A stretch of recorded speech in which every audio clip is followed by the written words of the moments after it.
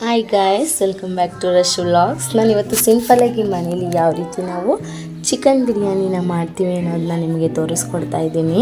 ಮೊದಲು ಒಂದು ಪಾತ್ರೆಗೆ ನಾನಿಲ್ಲಿ ಮೊಸರು ಮತ್ತು chilli powder, turmeric powder, pepper powder and ಸೋಂಪು ಮತ್ತು ಕಸ್ತೂರಿ ಮೆಂತಿನ ಹಾಕಿ ನೀಟಾಗಿ ಮಿಕ್ಸ್ ಮಾಡಿ ನೆಕ್ಸ್ಟ್ ಅದಕ್ಕೆ ನಾನಿಲ್ಲಿ ಚಿಕನ್ ಕೂಡ ಸೇರಿಸ್ತಾ ಇದ್ದೀನಿ.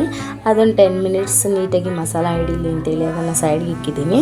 ನೆಕ್ಸ್ಟು ನಾವಿಲ್ಲಿ ಒಂದು ಕುಕ್ಕರ್ನ ಇಟ್ಕೊಂಡು ಅದಕ್ಕೆ ಎಣ್ಣೆ ಎಷ್ಟು ಬೇಕೋ ಅಷ್ಟು ಹಾಕ್ಕೊಂಡು ಸ್ಪೈಸಸ್ ಏನೇನಿದೆ ಅದನ್ನೆಲ್ಲ ಹಾಕ್ಕೊಂಡಿದ್ದೀನಿ. ಪಲಾವ್ ಎಲೆ, ಚಕ್ಕೆ, ಲವಂಗ, ಸೋಂಪು ಮತ್ತು ಕಸ್ತೂರಿ ಮೆಂತಿ, ಬೆಳ್ಳುಳ್ಳಿ, ಹಸಿಮೆಣಸಿನ್ಕಾಯಿ, ಈರುಳ್ಳಿ ಇದನ್ನೆಲ್ಲ ಹಾಕಿ ನೀಟಾಗಿ ನಾನು 5 ಮಿನಿಟ್ಸ್ ಅಷ್ಟು ಹುರ್ಕೊಳ್ತಾ ಇದ್ದೀನಿ. ಇದನ್ನು ಹುರ್ಕೊಂಡಾಗಿದ ನಂತರ ನಾನಿಲ್ಲಿ ಶುಂಠಿ ಬೆಳ್ಳುಳ್ಳಿ ಕೂಡ ಪೇಸ್ಟ್ ಕೂಡ ಸೇರಿಸ್ತಾ ಇದ್ದೀನಿ.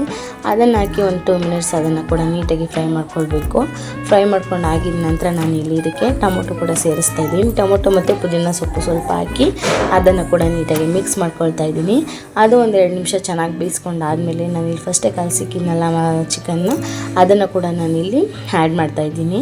ಅದನ್ನು ಹಾಕಿ ನೀಟಾಗಿ ಮಿಕ್ಸ್ ಮಾಡಿ ಅದು ಸ್ವಲ್ಪ ಎಣ್ಣೆಯಲ್ಲಿ ಬೇಯಬೇಕು. ಅಲ್ಲಿವರೆಗೂ ಅದನ್ನು ನೀಟಾಗಿ ಮೀಡಿಯಮ್ ಫ್ಲೇಮಲ್ಲಿ ಇಟ್ಕೊಂಡು ಮಿಕ್ಸ್ ಮಾಡ್ತಾ ಇರಬೇಕು. ಅದೆಲ್ಲ ಚೆನ್ನಾಗಿ ಮಿಕ್ಸ್ ಆಗ್ತಿದ್ದಂಗೆ ನಾನು ಸ್ವಲ್ಪ ಹೊತ್ತು ಅದನ್ನು ಒಂದು 5 ಮಿನಿಟ್ಸ್ ಅಷ್ಟೊತ್ತು ಲಿಡ್ ಕ್ಲೋಸ್ ಮಾಡಿ ಇಟ್ಟಿದ್ದೆ.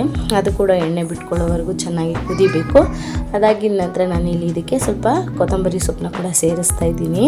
ಕೊತ್ತಂಬರಿ ಸೊಪ್ಪು ಕೂಡ ಹಾಕಿ ಒಂದು 2 ಮಿನಿಟ್ಸ್ ಅದನ್ನು ಕುದಿಸ್ಕೊಂಡಾದಮೇಲೆ ನಾನಿಲ್ಲಿ ತೊಳೆದಿಟ್ಕೊಂಡಿರುವಂಥ ಅಕ್ಕಿನ ಕೂಡ ನಾನಿಲ್ಲಿ ಇದಕ್ಕೆ ಹಾಕ್ತಾಯಿದ್ದೀನಿ. ಮೊದಲೇ ಉಪ್ಪು ಹಾಕಿದ್ವಿ ಅಲ್ಲಿ ಕಲಸಿಕ್ವಾಗ, ಅದನ್ನ ನೋಡಿಕೊಂಡು ಇಲ್ಲಿ ಎಷ್ಟು ಬೇಕಾಗುತ್ತೆ ಅಷ್ಟು ಉಪ್ಪನ್ನ ಕೂಡ ನಾನಿಲ್ಲಿ ಹಾಕೊಳ್ತಾ ಇದ್ದೀನಿ. ಉಪ್ಪು ಹಾಕಿ ಒಂದು 2 ನಿಮಿಷ ತಿರುಗಿಸಿ ನೆಕ್ಸ್ಟ್ ಅದಕ್ಕೆ ತೊಳೆದಿರುವಂಥ ಅಕ್ಕಿನ ಕೂಡ ನಾನಿಲ್ಲಿ ಹಾಕ್ತಾಯಿದ್ದೀನಿ. ಅಕ್ಕಿ ಹಾಕಿ ನೀರು ಎಷ್ಟು ಬೇಕೋ ಅಷ್ಟು ನೋಡಿಕೊಂಡು ನಾನಿಲ್ಲಿ ನೀರು ಕೂಡ ಸೇರಿಸ್ತಾ ಇದ್ದೀನಿ. ನೀರು ಹಾಕಿ ಒಂದು 2 ನಿಮಿಷ ಕುದಿಸಿ ನೀಟಾಗಿ ಮಿಕ್ಸ್ ಮಾಡಿ ನಾನಿಲ್ಲಿ ನೆಕ್ಸ್ಟು ಕುಕ್ಕರ್ ಲಿಡ್ನ ಕ್ಲೋಸ್ ಮಾಡ್ತಾಯಿದ್ದೀನಿ.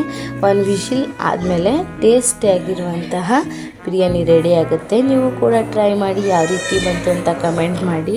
ಯಾರಿಗೆ ಮಸಾಲ ರುಬ್ಬಿ ಬಿರಿಯಾನಿ ಇಷ್ಟ ಆಗಲ್ಲ ಆ ಥರದವ್ರಿಗೆ ಈ ಥರ ಮಾಡಿಕೊಟ್ರೆ ತುಂಬ ಇಷ್ಟ ಆಗುತ್ತೆ. ಸೊ ನೀವು ಟ್ರೈ ಮಾಡಿ ಯಾವ ರೀತಿ ಬಂತು ಅಂತ ಕಮೆಂಟ್ ಮಾಡಿ. Thanks for watching and keep supporting guys. Bye bye.